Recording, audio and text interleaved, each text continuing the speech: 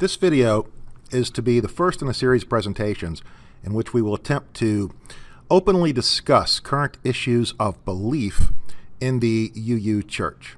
The idea is to step away from the sneer, the call-out, and the trendy retort of Twitter-level discourse and allow for the open telling of personal, individual stories. As such, each presentation will provide the speaker or speakers up to an hour of uninterrupted time to communicate personal UU beliefs. This may include a description of a stated or common UU philosophy that you find appealing, or that the presenter finds appealing, or it could take the form of a comparison of your beliefs to beliefs stated by other UUs, in which you look for areas of agreement and disagreement. At the present time, it's no secret that the church as a whole is struggling with this very issue. What is it that UUs should believe? My hope is that through the long-form style of these presentations, carefully considered in an environment of caring and respect, that we might discover exactly what it is that ails us at present and find a way to heal and move forward. I'm going to make the argument that we should approach current conflict in the church as part of a dialectical process, moving our shared beliefs forward, rather than an excision of one side versus another from our ranks. For that reason, these presentations are designed to take an unflinching look at what individual UUs personally believe. Sometimes personal beliefs will be discussed in contrast with stated beliefs of national church leadership or various associated UU groups, or published work describing an idea about or directly relevant to participation in the UU Church. There's no specific faction or philosophy this series intends to favor over any other. For that reason, we invite everyone to participate by delivering your own presentation. These will be up to an hour in length and can be any format you wish. Doesn't have to take an entire hour. You could organize a group to present. Doesn't have to be lecture format like I'm doing. You can speak on any topic that you like in any way that you like, as long as it tells us something meaningful about your personal beliefs and or your personal beliefs in relation to the stated views of other members of the UU faith. If we can manage to take a step back and listen carefully to what we're all saying, I just have to believe we can find a way to move forward together. So, on what is it that we agree? Well, as many of you are aware, conflict and acrimony seem to have developed within the Unitarian Universalist faith. At times there seem to be differences of belief over the future of the church so stark that we might be tempted to call it a schism and wonder if it isn't time for different factions to pack their bags and go their separate ways. Some people have called for exactly this. What I hope to do today with this presentation and this series entitled What UUs Believe is take an honest, respectful, yet unflinching look at what it is we all believe that makes us want to walk through the doors of a UU church. If we do that and can hear with open ears and see with open eyes what each of us is saying, maybe we will find a way to come up with something new and better than any of us had before, and will move the faith forward in a way none of us expected. My goal today is not to discuss the history of how we got to where we are, nor is it to persuade you to lean toward one faction versus another. I am, frankly, an outsider to the inner workings of the UU church bureaucracy and national leadership, and I won't even attempt to put together the pieces of who said what to who and who did what, when, and where with regard to contentious events within UUA and its affiliated organizations.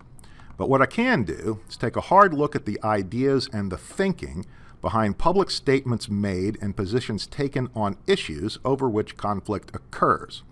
And I can try hard to understand and consider those ideas and maybe come up with a framework for evaluating those ideas without falling into the trap of rejecting that which makes us uncomfortable. When my family and I reconnected with the local church in Tampa after several years away from it, I was a bit shocked at what seemed to be genuine acrimony within the congregation. What's worse is that I could not get a handle on the source of the conflict. It seemed to come to a boil over whether the bathrooms in the main sanctuary should be non-gender specific in order to create a more welcoming environment for trans people. Now, I recall that the small dome, which was the original main sanctuary, always had unisex bathrooms. This was built in the 70s, 60s, 70s. Now, there are multiple socially progressive reasons that have been promoted over the years regarding why we might want to change the bathrooms in the main dome, including making trans people feel more welcome. So it hardly seemed like something the congregation would generally oppose and certainly not fight over. It seemed to me that the issue wasn't one of inclusiveness for trans people, but rather that one group within the congregation had taken a specific condescending and moralistic tone in order to somehow gain power over another group. And this attitude seems to have been dictated by national church leadership. I'm telling you my own opinion here. This is my own observation. Well, things got ugly at times. And clearly something else was at work. As I began preparing for a UU Sunday school class I delivered last spring, and I tried to get up to speed on the latest thinking in the church, it became clear that at least at the national level of UUA and its affiliate organizations, something very significant had changed in a relatively few number of years. Yet most people in the local congregation seemed unaware of the change, and I began to wonder if some of the ruckus at the national level wasn't being reflected at the local level. Now, this seems to have boiled over this past summer in the form of the response to the Gadfly papers. In brief, Reverend Todd Eckloff of the Spokane UU Church, Spokane, Washington, pronounced it Spokane, not Spokane, Spokane. Anyway, he self-published a critique of current church thinking and practice in the area of social justice. Now, many people, and in the interest of full disclosure, I would include myself in this group, felt that while the Gadfly papers could and should be subject to criticism, there was no reason to assume ill intent on the part of the author, or more importantly, there was no reason to consider what Reverend Eckloff had written as anything but a good faith attempt to further the conversation. Yet the response to it was immediate and severe. Now, I'm not going to go into the details of the ideas within Gadfly papers, neither to defend it or attack it, and not even to say if I agree with it or not. Only thing I'm going to say about it is that I read it, and I find the backlash to be excessive and misplaced, and an indication that we have a very significant misalignment between the philosophy and approach of a major portion of our national UU leadership and that of a significant portion of the church at the congregation level. Bill Blymiller is going to present on the Gadfly papers next week, so make sure to read them if you haven't already. Now, the kerfuffle over the Gadfly papers caused a lot of people to wonder if the church hadn't simply reached the point of a true schism. How could those convinced of the Gadfly papers' harmful potential ever find common ground with those who see it simply as a good faith attempt at moving an important conversation forward? Now, there's a lot to unpack here, and I've wondered over the past few weeks what I've gotten myself into here. Is it really worth diving through this, knowing that even bringing this issue up for discussion will upset some people? I'm going to argue that it is. I'm going to present the case that we should simply look at the current conflicts as part of the continuing dialectical process that has always characterized our form of religion. I'm going to suggest that we be guided by our traditions of heresy, intellectual honesty, and the belief in the equality of all people.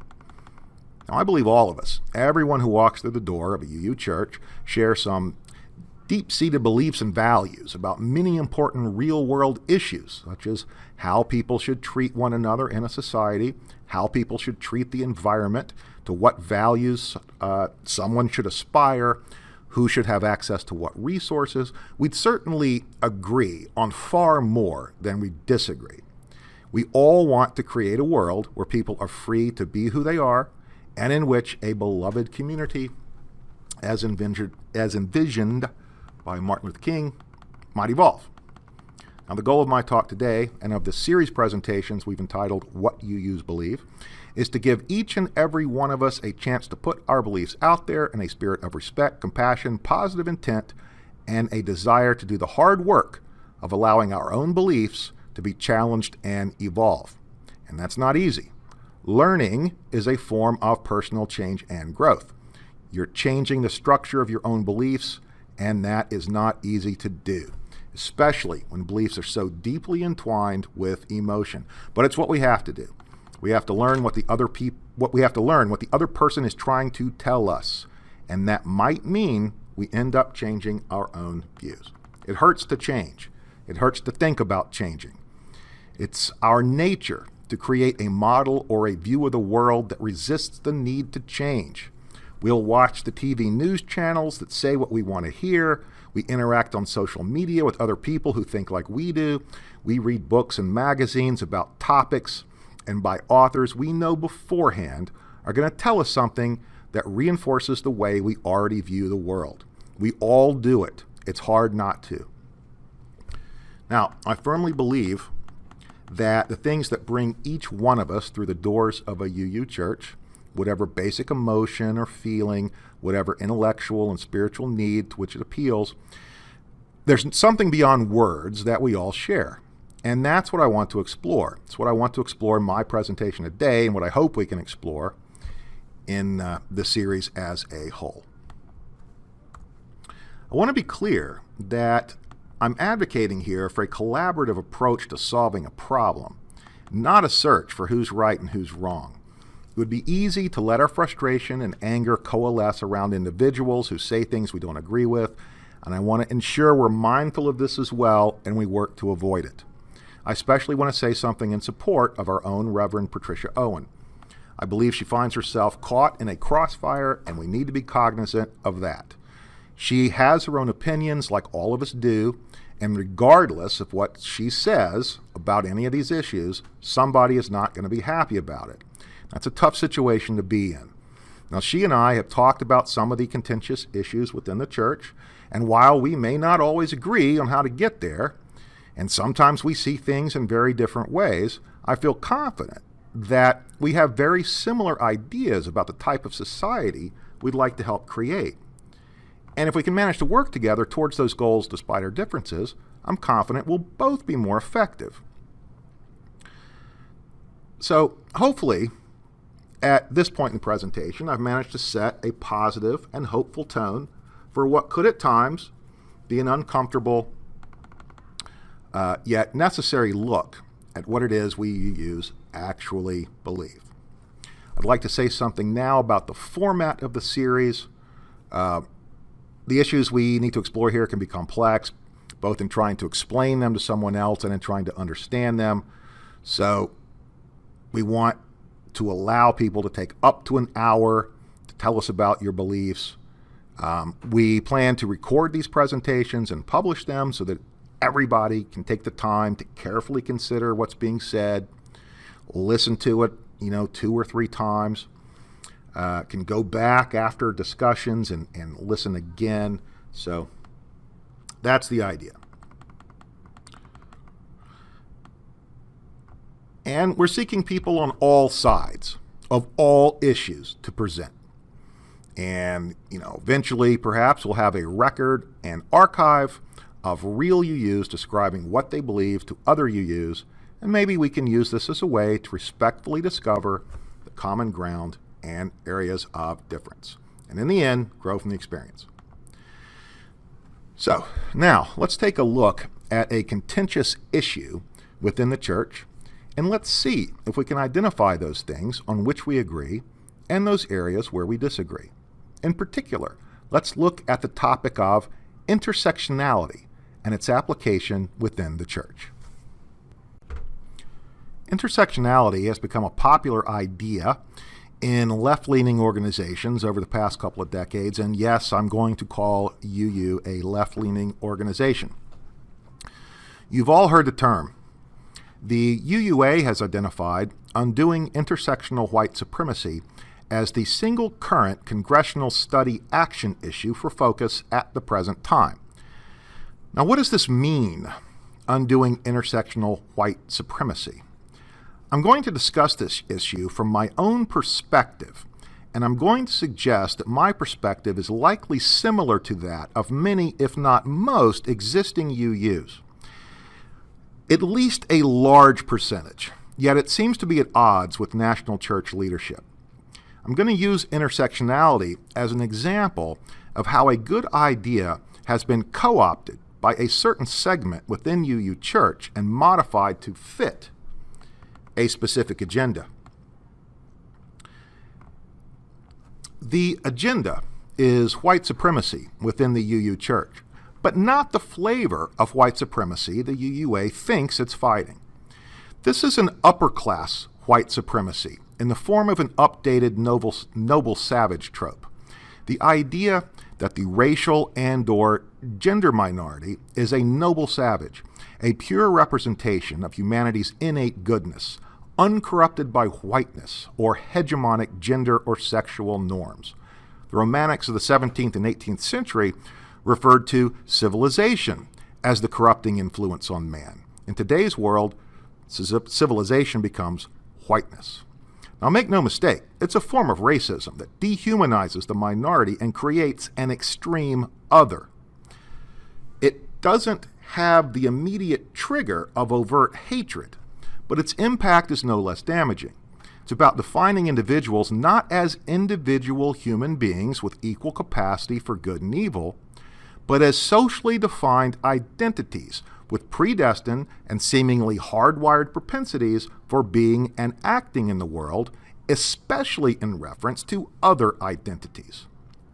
As stated by its original authors, intersectionality would not seem a particularly radical idea to most people on the political left or to UUs of the past few decades. What becomes contentious about it is how it is sometimes extended to support what I would call an identitarian worldview. Now, as somewhat of an aside, I've used the term identity politics to describe a certain faction within the UU Church. However, this is not an accurate term, and I'm going to stop using it, because all politics is ultimately identity politics. We identify with others having similar political goals, and we work as a group to obtain those goals.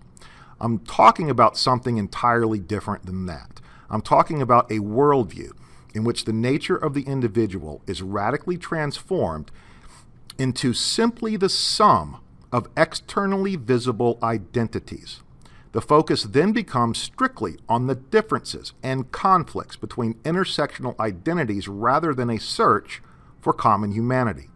I would argue that this is a very specific implementation of the ideas of intersectionality, and that there's nothing inherently radical about intersectionality as it was originally defined by Kimberly Crenshaw, Patricia Hill Collins, and others. Now, let me talk a little bit about intersectionality and its history. Kimberly Crenshaw, a legal scholar, is often credited with coining the phrase.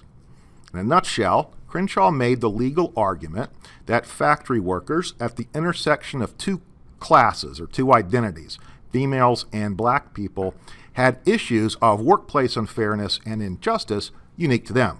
In other words, black women had needs in this area that were qualitatively different than either women as a whole or black people as a whole. Now, this concept does not seem particularly radical. It may have important legal implications, but as an observation about the way oppression works regarding race and gender in our society, it doesn't tell us much that we didn't already know. I have little doubt that black lesbians, for example, have unique issues of injustice, not completely shared by all women, by all black people, or by all gay people. Certainly we can see that the intersection of multiple identities, one could find unique experiences and needs. Another source author on intersectionality is Patricia Hill Collins. Now, she tends to extend the concept deeper into society and uses it as a sort of framework for considering systems of power. Again, Collins doesn't posit the intersection of socially defined identities as the single source of power and control, but rather as a framework within which social and economic power can be seen to play out. Now, my point here is that neither Crenshaw or Collins, the two primary authors on the topic, consider intersectionality to be an explanatory model. Okay? So in other words, intersectionality gives us a framework for observing how social power plays out, but in and of itself, it doesn't explain anything. Now, in a subsequent presentation, I'm going to discuss the current direction of the church as presented in the Turning Point essays, and I'm going to argue that the national leadership of the UU Church has effectively developed a new religion based on a radical identitarian application of intersectionality, one where the individual is suspect, science and reason become tools of the enemy, and church leadership dictate theology. Now, this is a system based on casting intersectionality as an explanatory model of the world, which again, it isn't, and it was never meant to be that. The fact that we see socially defined identities and the unfairness around them becomes its own explanation. The superficial observation that it must be that some identities are taking things from other identities, and that's all that matters, which leads us to the idea that to set the world right is to simply remove oppression surrounding identities. Now, this is a system based on guilt and original sin. You are your socially defined identity, and you will pay for what you've done if your identity in this meta-narrative is an oppressor identity. According to the UUA and its associated organizations, there can be no questioning of this narrative. The very fact that anyone can't see the literal truth in it must be due to their own psychological fragility. Even the concept of white fragility, which is a legitimate observation that white people don't like to think about issues of white supremacy and racism for which they may have a personal culpability, right? It's a legit concept, but its use here becomes a rhetorical trap. The very fact that a white person questions the UUA position must be due to white fragility and an unwillingness to see the truth the UUA has discovered. Now, there are those within the church who view this particular identitarian approach to intersectionality as a natural evolution of anti-racist, socially progressive thinking, and they reject any pushback as reactionary. Now, from this perspective, the push to adopt identitarian intersectionality as the single explanatory model of the world becomes as righteous as desegregating the church, and anyone who stands in the way is as wrong-headed as a segregationist. But here's the difference. We like to say that Unitarian Universalism is a creedless religion, but we know this isn't entirely true. The dictionary definition of creed is a set of beliefs that guide someone's actions. As UUs, we are not without such a set of shared beliefs. So what we really mean when we say we have no creed is that we don't expect members to adopt an official church creed. Creedal policies of the church are intended to align with what people already believe.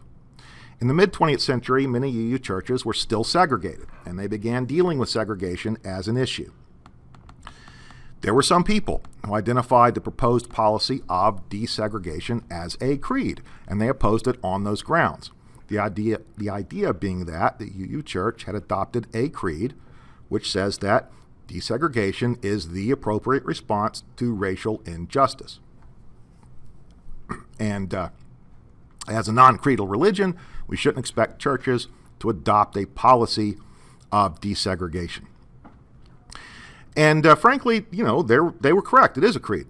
But it's a creed that the vast majorities of UUs accepted both inside and outside the church. It was voted on democratically.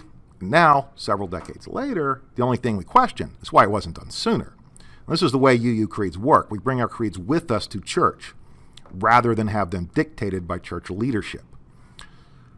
Now, this, of course, does not mean that we shouldn't challenge our own deeply held beliefs or be prepared to change those deeply held beliefs and be prepared for new creeds to evolve as a result. And this is how I view the current identitarian approach to intersectionality. It's a challenge to conventional thinking, but one I don't find persuasive. I believe it to be counterproductive and not a creed we should adopt. So, the danger, to me, with the identitarian intersectional approach is that it's easy to reduce the individual to nothing more than the sum total of externally visible identities. so that rather than seeking to address issues of racism, sexism, etc., by discovering a shared humanity, the focus is on difference and a superficial calculus of how identities intersect to produce seemingly immutable power hierarchies. Delegates at the 2018 General Assembly in Kansas City selected Undoing Intersectional White Supremacy to be the 2018-2021 Congressional Study Action issue of the UUA of Congregations. In particular, the following topics for congressional study are, The following topics for congregational study are given. All right. How are people socialized into various overlapping supremacy systems, creating a white-dominated heteropatriarchy that serves the interests of U.S. corporatism? How do different racial and economic strategies get applied to different racial groups, often disguised in coded language that pretends to be colorblind while having racialized impacts? How can we, as UUs, build transformative relationships of trust and accountability across race lines? Now, I'm going to address these issues from my perspective, which again, I'm going to guess, is similar to that of many of you. And this is, again, part of the presentation. I'm telling you my own UU beliefs. I'm not trying to persuade you to adopt them.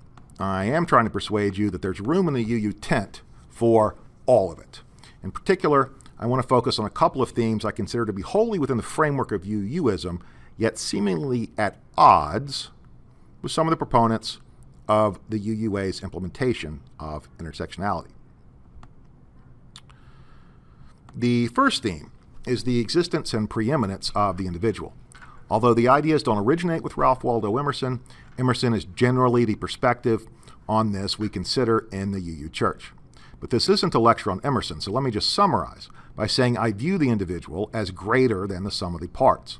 Whatever it is that the external world imparts to the individual, whatever experiences it provides or stories it tells, are always mediated by things happening in the head of the individual.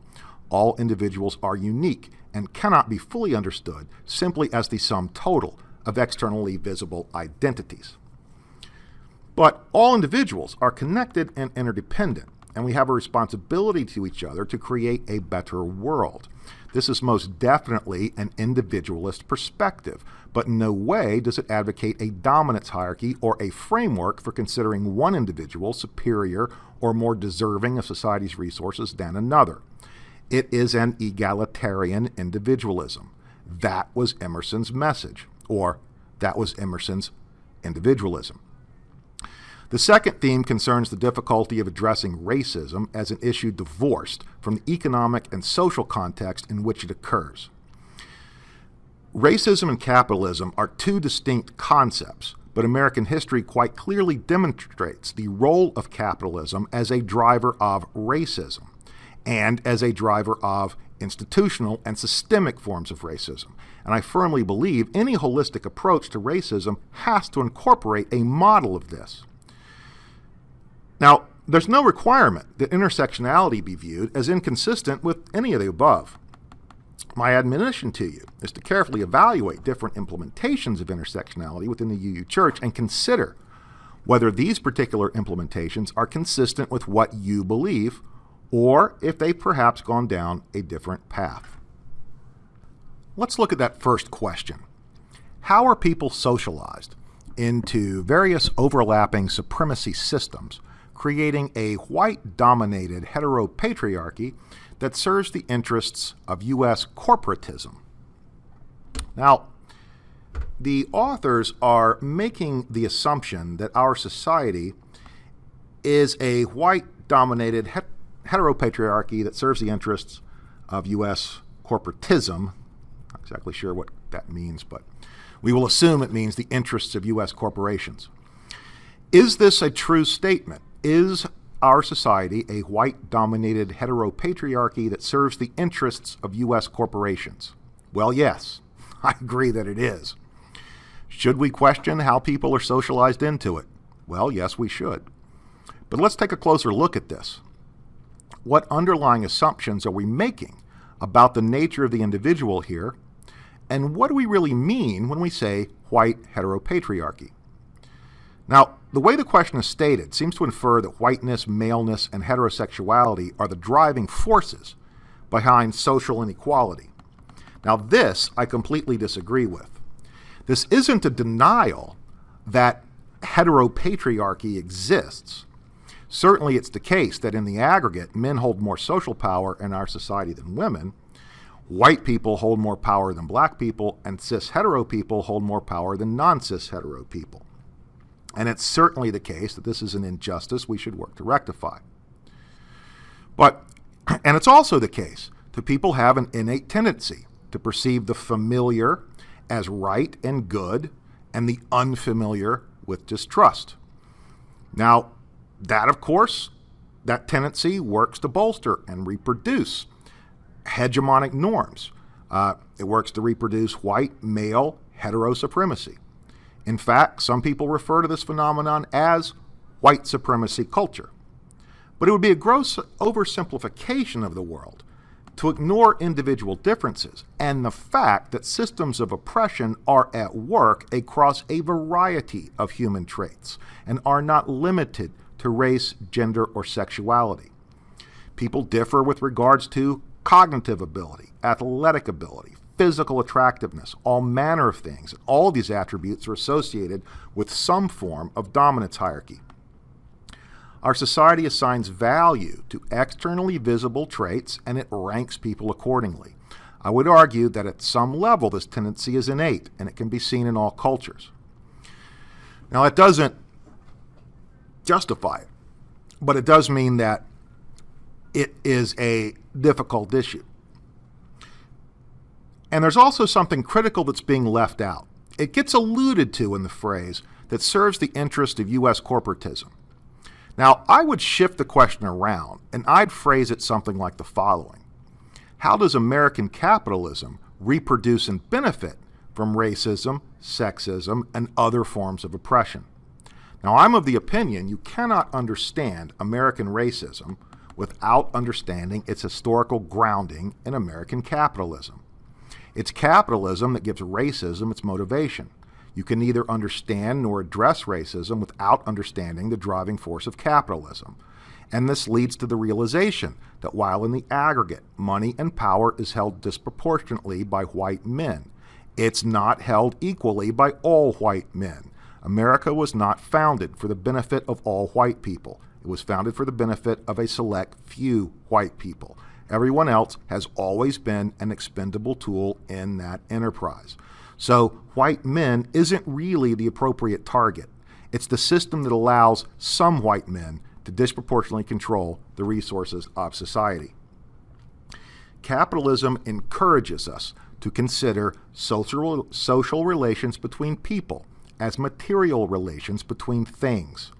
It creates an environment in which racism provides an easy excuse to subjugate entire categories of people into beasts of burden. People become a natural resource to be exploited by the capitalist class. I argue that racism can't be understood or confronted without considering the context in which it occurs. Now, here's another example. Here's another example of where a point of contention arises. Consider the statement, all white people benefit from racism. Now, this is a statement that you will hear a particular intersectionalist perspective state as fact. And the expectation is that you must agree with it. Now, is it a true statement? And what does it mean to agree with it? Now, from a particular intersectionalist perspective within the UU Church, the answer must be yes. And the admission of this is seen as progress toward an anti-racist goal. Now, I'm going to give you a more nuanced perspective. Let's go back in time to the very earliest days of this country. In the UU Church, we hear about how the Unitarian Church evolved from the Puritan churches of New England. Puritan churches of New England, of course, being founded by brave pilgrims escaping religious persecution in the New World. And by 19th century, the Unitarian Church is among the most affluent, forward-thinking churches of the day. So, And we all know, again, the American foundational myths about pilgrims setting forth from England, seeking freedom of religion, how Protestant mercantilism and hard work built a brave new world, and the Unitarian Church was all part of that. But there's another American story. There is another white American story. And I think this brings or highlights a class issue within the UU Church, a class issue within whites within the UU Church. While the Pilgrims were eating turkey and stuffing with the Indians in New England, let's go to the Virginia colony, circa 1640.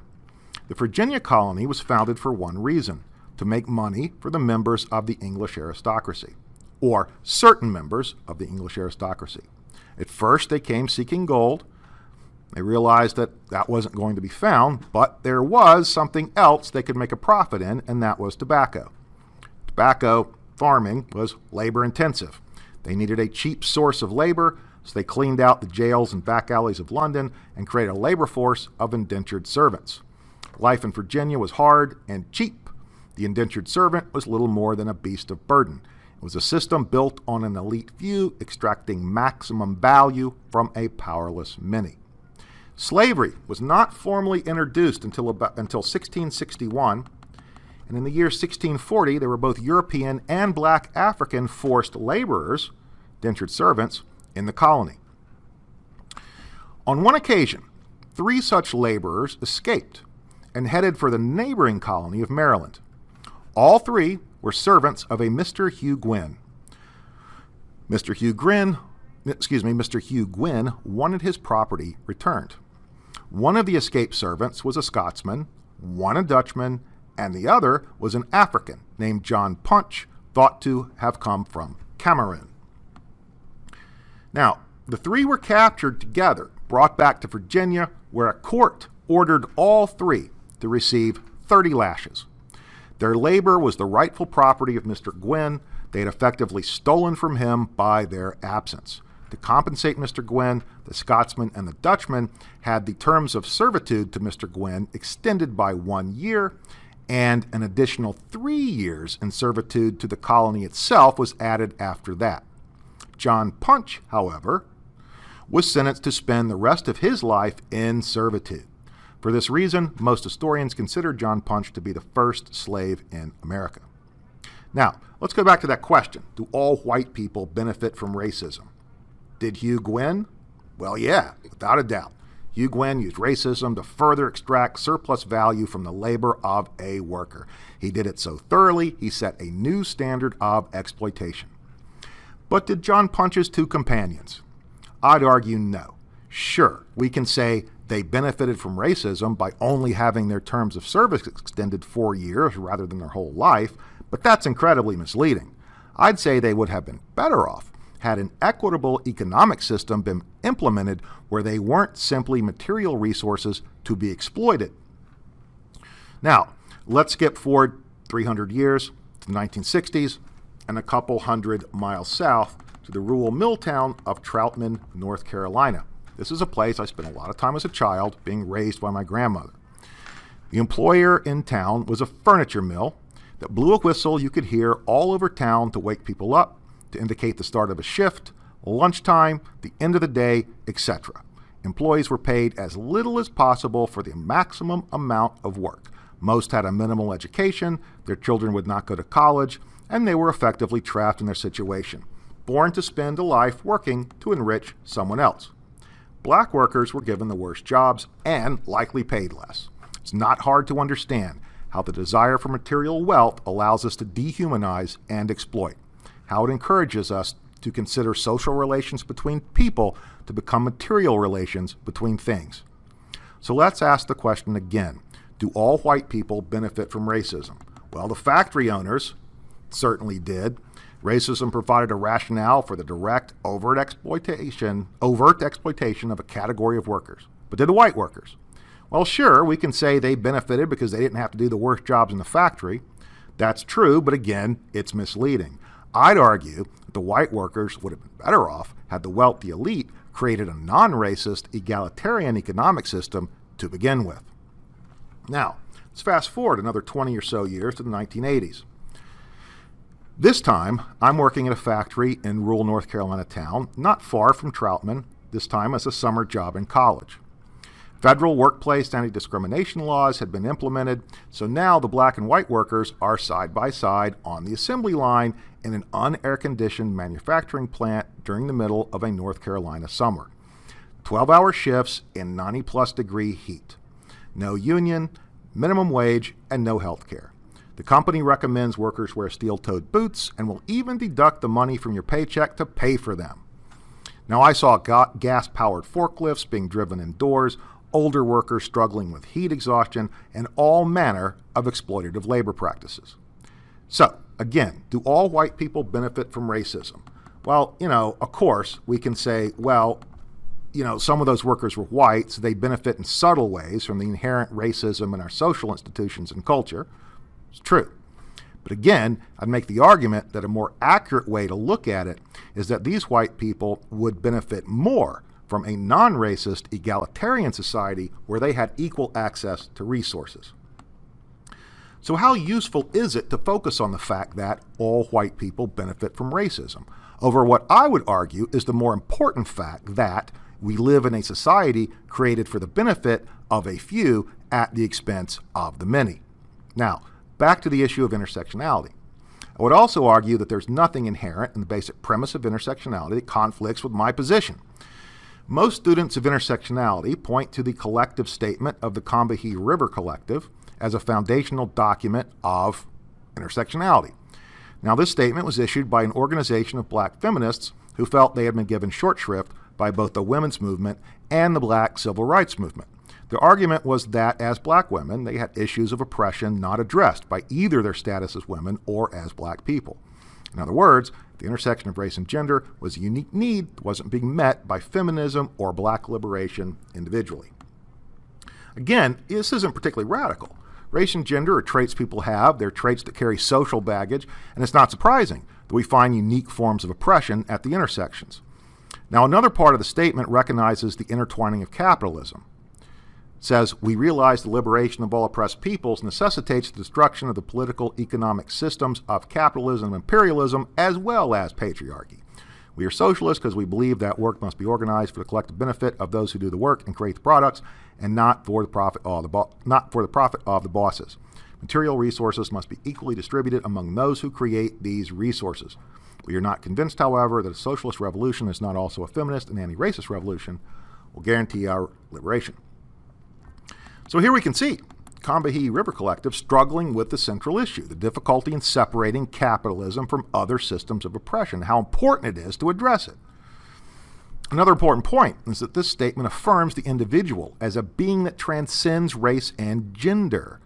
Clearly, the Combahee River Collective does not see themselves as simply the sum of intersecting identities. So, I think it's about time to bring this to a close. So let me summarize. I have purposely avoided pointing out some of the most contentious issues. If you are not familiar with them, I'd much prefer you investigate these things on your own. I don't want to prejudice you any more than I perhaps already have. Instead, I've tried to provide a framework for considering the current conflicts as part of the ongoing dialectical process of our faith. In this spirit, none of us are enemies.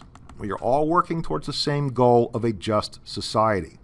And doing important work isn't necessarily easy or pleasant. So please help us further this discussion.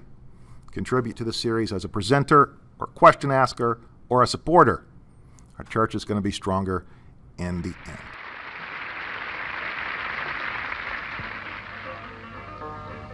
What did you learn in school today, dear little boy of mine? What did you learn in school today, dear little boy of mine? I learned that Washington never told a lie. I learned that soldiers seldom die. I learned that everybody's free. That's what the teacher said to me, and that's what I learned in school today. That's what I learned in school. What did you learn in school today, dear little boy of mine? What did you learn in school today, dear little boy of mine? I learned that policemen are my friends. I learned that justice never ends. I learned that murderers die for the crimes, even if we make a mistake sometime. And that's what I learned in school today. That's what I learned in school.